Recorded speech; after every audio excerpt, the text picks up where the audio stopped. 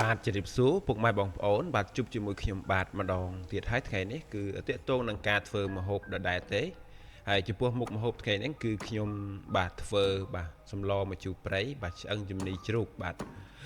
បាទពុកម៉ែបងប្អូនបាទសម្លថ្ងៃនេះរៀងប្លែកបន្តិចហើយបាទអញ្ចឹងមកខាតពេលវេលាយូរតោះរីករាយទស្សនាទាំងអស់គ្នាផងដែរបាទចំពោះមុខម្ហូបថ្ងៃនេះគឺយើងមានបាទសាច់ជ្រូកបាទឆ្អឹងជំនីជ្រូកណាបាទហើយនឹងបន្លែផ្សេងទៀតបាទយើងមានម្ទេសមានត្រប់ស្រួយបាទហើយយើងមានធ្គួនផងដែរបាទចំពោះបាទសម្លម្ជូរព្រៃថ្ងៃហ្នឹងផងដែរបាទពុកម៉ែបងប្អូនអាចជ្រើសរើសប្រភេទបាទត្រីបាទសាច់មាន់ឬមួយក៏សាច់ទាក៏បានដែរ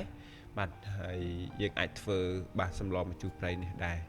បាទចំពោះខ្ញុំថ្ងៃនេះគឺខ្ញុំបាទដាក់ឆ្អឹងជំនីជ្រូកបាទពុកម៉ែបងប្អូនបាទហើយចំពោះការធ្វើម្ហូបនេះផងដែរចំពោះបន្លែគឺពុកម៉ែបងប្អូនត្រូវតែ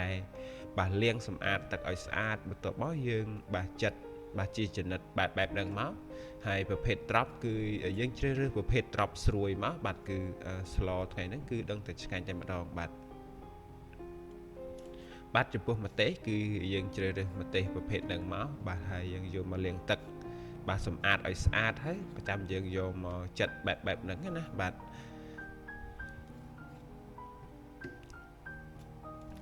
ាទចំពោះគ្រឿងគឺយើងគ្រឿងថ្ងៃហ្នឹងគឺយើងអត់បុកទេពុកម៉ែបងប្អូនបាទចំពោះគ្រឿងគឺយើងដំបាទយើងមានគល់ស្លឹកគ្រៃបាទហើយរំដេងខ្ទឹមសស្លឹកក្រូចសើចហើយនឹងម្ទេសផងដែរបាទចំពោះគ្រឿងគឺយើងដំបែបហ្នឹងមកហើយយើងកាត់មកបាទ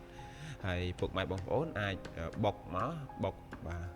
ក៏បានដែរហើយចំពោះខ្ញុំដំបែបហ្នឹងបាទគឺយើងធ្វើបែបបាទម្ជូរព្រៃបាទគឺងាយតែម្ដងបាទហើយយើងមានល្មៀតផងដែរបាទ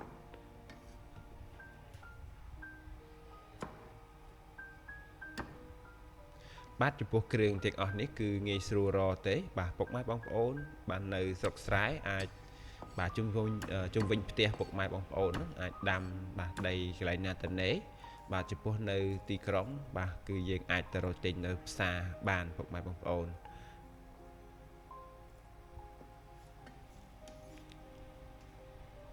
ហើយខ្ទឹមសផងដែរគឺយើងដំហើយយើងត្រូវរយកសម្បកវាចេញមក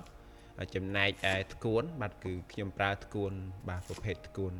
ចិនបាទយើងយកមកលាងទឹកសម្អាតឲ្យស្អាតមកហើយយើងកាត់ជាកង់បែបហ្នឹងមកដើម្បីទុកបង់នៅពេលដែរបាទសម្លរបស់យើងចិត្តឆ្អិនហ្នឹងគឺយើងត្រូវតែបង់ធ្គួនចូលតែម្ដងបាទឥឡូវនេះបាទយើងចាប់ផ្ដើមធ្វើតែម្ដងបាទមុនដំបូងគឺខ្ញុំត្រូវដាក់ឆ្នាំងបាទលើភ្លើងហ្នឹងគឺឲ្យក្តៅសិនបន្ទាប់មកខ្ញុំក៏បានដាក់ខ្លាញ់បាទប្រេងឆាចូលបន្តិចដើម្បីរំលីងគ្រឿងហ្នឹងឲ្យឡើងឈ្ងុយបានល្អផងដែរបាទចំពោះគ្រឿងដូចខ្ញុំបានរៀបរាប់ប្រាប់ពុកម៉ែបងប្អូនរួចហើយគឺយើងមានរំដេង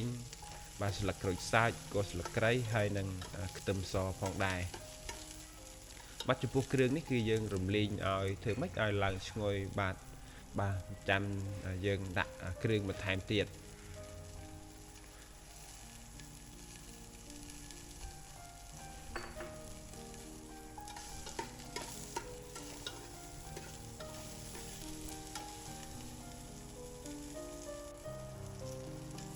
បាទបន្ទាប់ពីខ្ញុំបានលីងគ្រឿងបាទឡើងឈ្ងុយស្ងួតបានល្អហើយខ្ញុំក៏បានដាក់ប្រហុក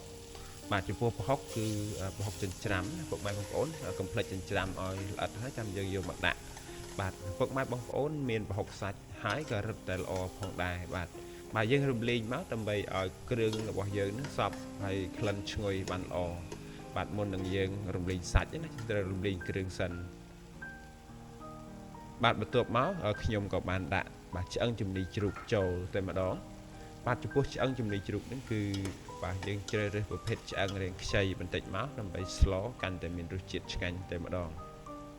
ពុកម៉ែបងប្អូនអាចជ្រើសរើសបាទប្រភេទសាច់ផ្សេងទៀតក៏បានដែរមានសាច់សាច់មាន់សាច់ទាឬមួយក៏សាច់ត្រីក៏បានដែរបាទដើម្បីយកមកធ្វើម្ហូបបែបហ្នឹងណាបាទហើយបន្ទាប់ពីខ្ញុំបានដាក់សាច់ឆ្អឹងជំនីជ្រូកចូលហើយខ្ញុំរំលីងបាទឲ្យសព្វគ្រឿងខ្ញុំក៏បានបិទគម្របទុកបាទដើម្បីឲ្យ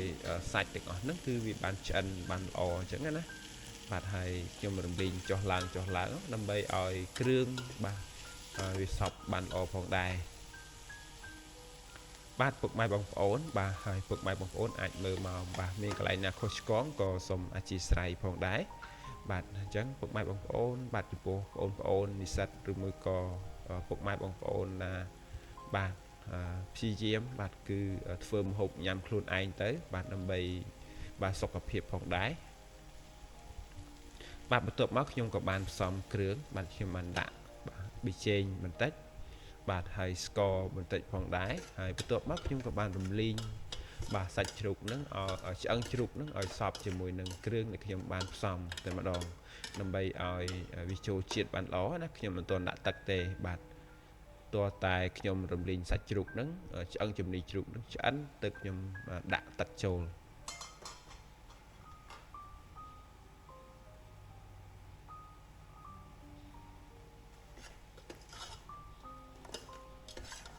បាទយើងរំលែងចុះឡើងត្រឡប់ចុះឡើងមកបាទដើម្បីឲ្យគ្រឿងបាទចូលបាទសពបានល្អបាទរេចូលទៅដល់ក្នុងឆ្អឹងជំនីជ្រូកតែម្ដងណា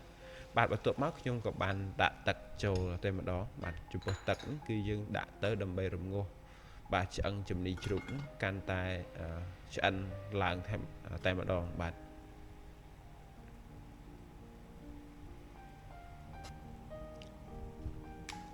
បាទបន្ទាប់មកខ្ញុំក៏បានដាក់ទឹកត្រីចូលបន្តិចផងដែរបាទខ្ញុំមិនហ៊ានដាក់ច្រើនទេខ្លាចប្រៃដោយសារយើងមានដំបូងហ្នឹងគឺយើងបានដាក់ប្រហុកផងដែរបាទបន្ទាប់មកខ្ញុំក៏បានដាក់ទឹកដើម្បីរំងាស់បាទឆ្អឹងជំនីជ្រូកហ្នឹងឲ្យឆ្អិនបាទបានល្អតែម្ដងបាទបន្ទាប់មកឥឡូវនេះឃើញថាបាទទឹកបាទសម្លរបស់យើងគឺបានពុះហើយបាទចំណែកឯឆ្អឹងជ្រូកគឺបានឆ្អិនផងដែរបាទបន្ទាប់មកខ្ញុំក៏បានដាក់ត្រប់បាទចូលតែម្ដងបាទត្រប់ហ្នឹងគឺពុកម៉ែបងប្អូនអាចរើសប្រភេទត្រប់ផ្សេងក៏បានដែរតែចំពោះសម្លម្ជូរបែបហ្នឹងគឺយើងអាចជ្រើសរើសប្រភេទត្រប់ស្រួយមកបាទយកមកស្លគឺឆ្ងាញ់តែម្ដងបាទ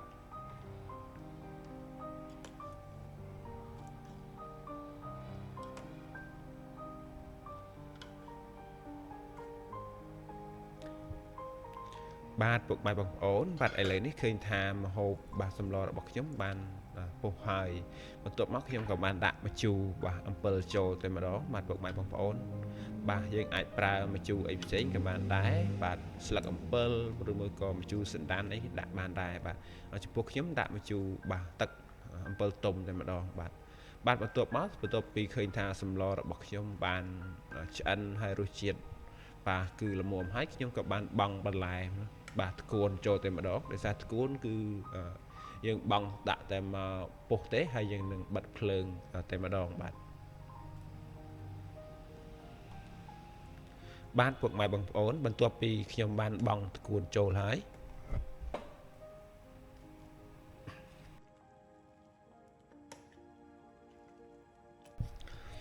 បាទពុកម៉ែបងប្អូនសូមអធិស្ឋានផងបាទហើយចំពោះការស្លនេះផងដែរបើមានកន្លែងណាខុសឆ្គងក៏សូមអធិស្ឋានផងដែរបាទឥឡូវនេះឃើញម្ហូបរបស់ខ្ញុំបានឆ្អិនរួចរាល់ហើយខ្ញុំក៏បានដួសដាក់ចាន